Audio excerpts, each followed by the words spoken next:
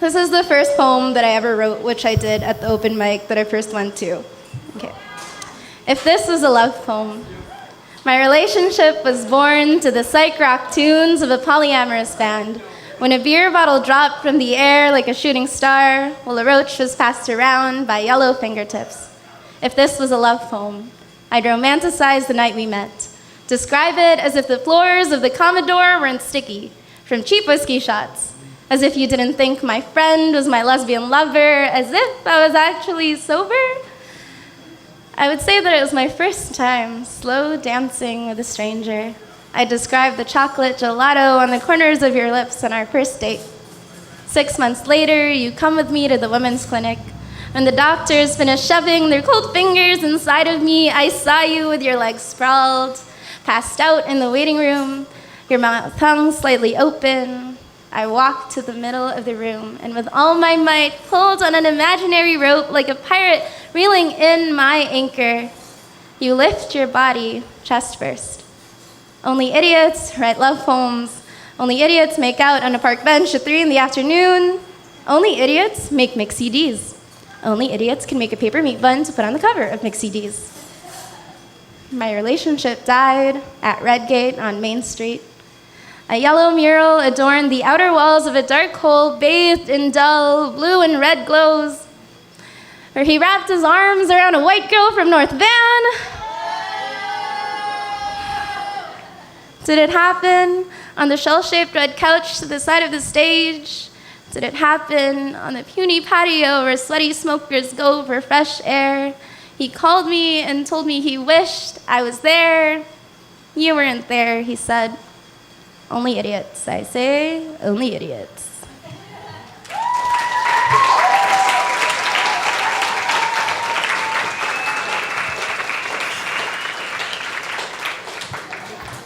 My hands are shaking, but it's whatever. I love my friends so much. Fuck! Okay, so I'm a small girl, and I have daddy issues. This poem is called Everything You Need to Know About Daddy Issues on AskMen.com. Right? Okay, that's not part of the poem. Oh, fuck. Oh, whatever. My mother sleeps in my double bed.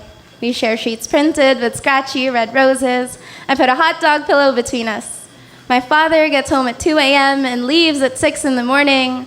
On Sundays, he sleeps in. His snores blare from the TV room couch. He leaves his phone on the coffee table. I see a message with red heart emojis. I text to tell him that I'm leaving. He replies with a voice note. 3 seconds of white noise, 3 seconds that scratch my brain like a dog on the door. Chunks spread out my lids. I cry sour milk. I drink. That's it. That one is a high bun. It's a form. I'm a poet. What's form? Okay. Need to breathe. Water. Sorry.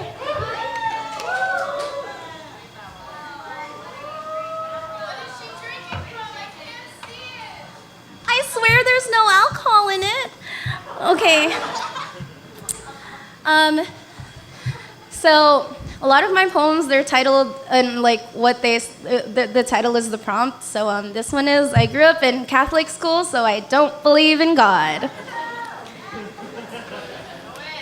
If I believe you, apathetic infection might spread. If I believe you, prophetic horns will blare in my head. When I didn't have a Bible, my religion teacher called me devil's daughter.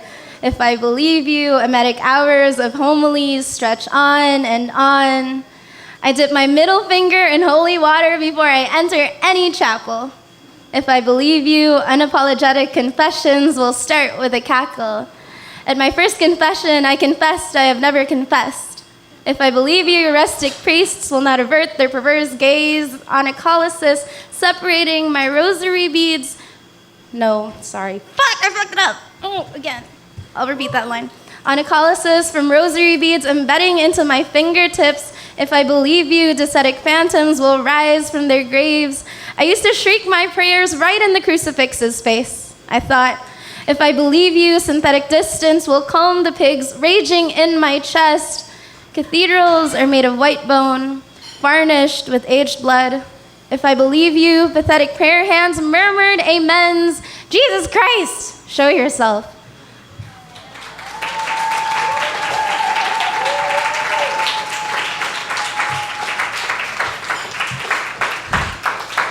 The spotlight is real hot. Is anyone else feeling that? Fuck, it's not my poetry, it's the lights and summer. It's never gonna end. I thought I would have a lot of really clever banter, but I'm really not having it right now. I'm just rushing through my poems and there's not gonna be enough. Oh. Okay, this one is called The TED Talk No One Asked For, and it's an open poem, which isn't a form, but I learned it in my form class, and it's supposed to like go wherever you want it to go, like let your visuals run wild, I guess, and listen really closely. Fuck, now you're gonna have more attention and I can't fuck up. Whatever, let's do this. I made clouds with ashes that burst from my skull. My thoughts become whales that drag their heavy hearts, groans, heavy groans, from the muck of the loudest silences. I threw a million pebbles into the lake of my brain. Small fingers on the trigger, let repetition hammer, baby whistleblower, rise. I let dirt rise up to the surface, plunge my hands into the flow, submerge and splash.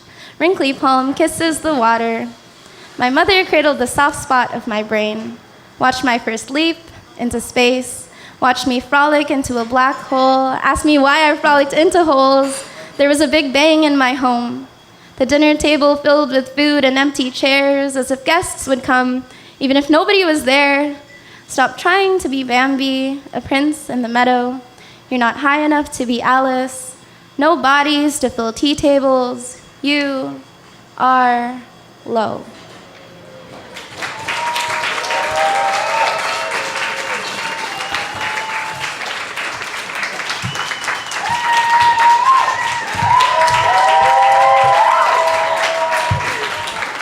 Give it up for the people who did open mic. 2 of them were my friends, but the other poet was real cool. Hi, Theo. I'm stalling because I have like 3 poems left, and I bet that hasn't been 20 minutes, so. Only 3 poems? Fuck! I'm so stupid. I should have brought more. It's just I don't have a lot of good poetry. I'm just like, this is it, dude. It's my birthday. You have to put up with all the banter that's nonsense. Okay, I'll stop stalling. Thank you. Do you guys want to sing me a song just so I can kill time? Okay, sing me a song. 1, 2, 3, go. Happy birthday to you. Happy birthday to you.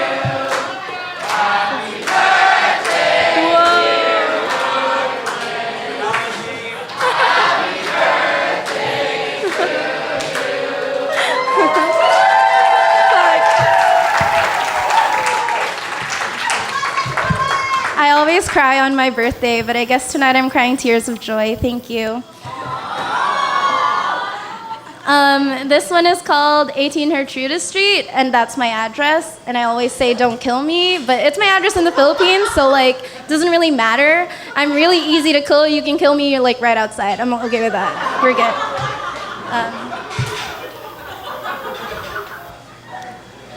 Can we have a time check?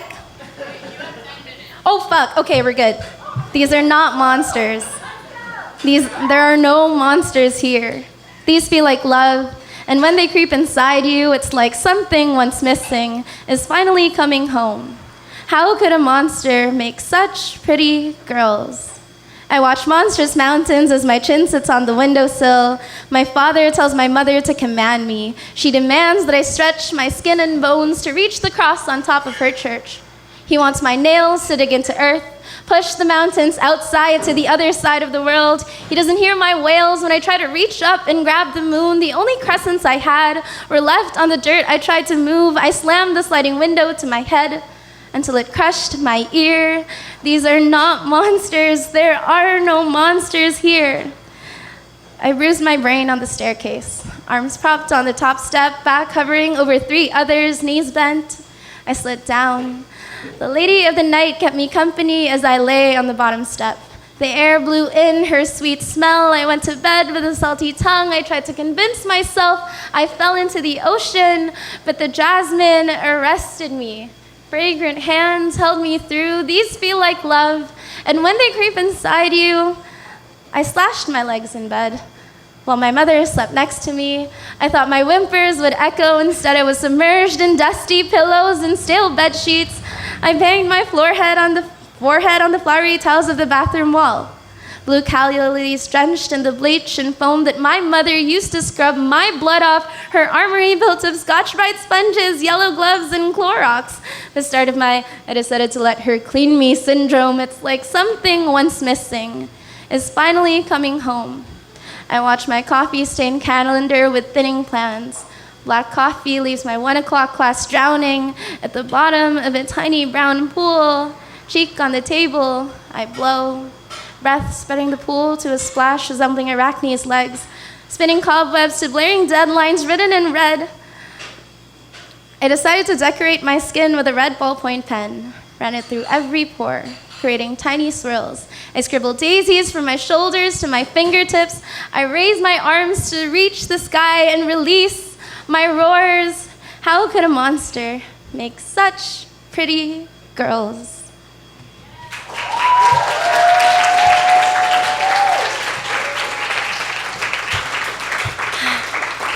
I forgot to say, form fact, that's a glosa. It's written after this poet called Savannah Brown, and the poem that I did my cabeza on is Skinny Girls Bleed Flowers. Google it. It's free. This one is called How a Filipino Mother Says I Love You. She marinates my pedaling skin with Vicks Vapor Rub. The cracked stuff at my stomach to reveal a slick oasis made by her calloused fingertips. Topical cream oozes out of my skin to cake under her painted nails with every rotation. Lolo used to drive my 3 aunties on a motorcycle and take them to elementary. Because of that, we were rich, my mother said. Her backpack was filled with snacks to sell to her classmates. When the teacher saw her handing out a tiny bag of crackers, she was made to kneel in a bilao full of mung beans. Placed in the courtyard, the sun extracted her sweat. She held her hands behind her back as if she was hiding a prayer. They used to split salty, dried fish between her 7 siblings, rip apart the arms of doll because Lolo did not make much selling chicken shit scraped off the streets of Balayan. Lolo warned them, the rice will turn to sand if you don't finish your food, so my mother's small hands scraped every grain of rice off of her plate. She shoveled them in her mouth, pressed her tongue to the roof. When I was 7 years old, she asked me why the leather on her car seat was wet. If I spilled water when I tried to drink while I was lying down, I'd open my body, cut my stomach with stubby nails, lay out my insides on the leather. I tried to crush my rib cage with my small hands, tear every artery and rip, but there was only sand.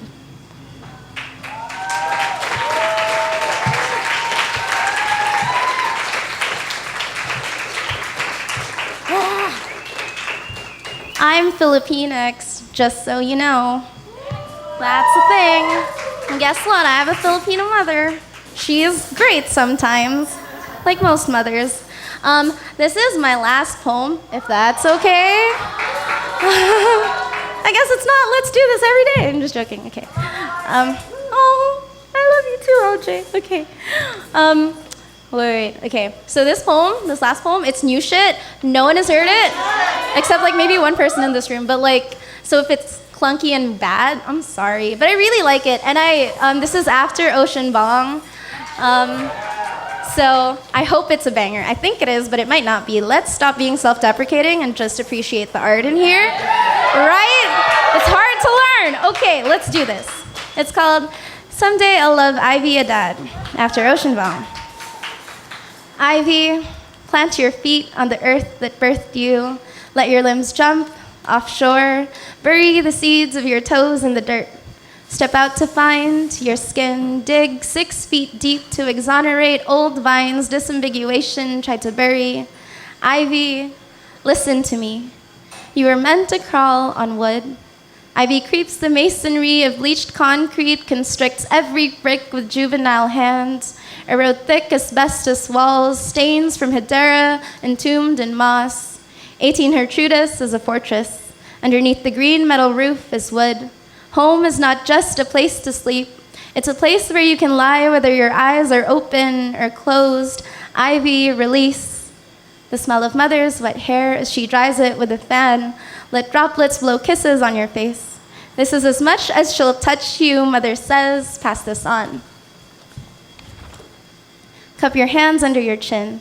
Catch hot acid. Let it dribble down to your palm. Carry it to your father's bedroom. Sit on the empty bed and wait until he forces his lids to shut. As a child, you took your parents' hands and pressed them together to bring back pieces that were hopelessly falling apart. Ivy, open your eyes. You've stretched your arms wide enough to embrace the dead trees inside. Feel their blunt bark peeling under your pressure as you try. Ivy, don't worry. Observations don't have to carry so much weight that you break. Count each time you feel your veins snap. Watch them prod out of your skin. Replay these moments in poetry. Let your mother's shrinking body sleep as the sun sets. Let your father's body fade with the moon. Ivy, don't be afraid when you're ripped from the trunk you cling to. Fall and pay attention. The soft wind is cradling you. You've already carved a room for resilience. Let a synthesis of growth and decay teach you. Climbing can slit your skin. You can pluck leaves with your fists. Grab wavering branches that slip you back on the ground. Remember, vines thrive through thick chaos. Walk barefoot. Bite the thorns off your crown and continue.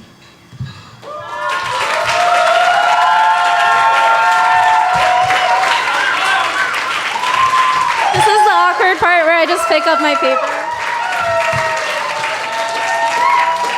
Please, Cafe Deux Soleils, give it up one more time for Ruthless.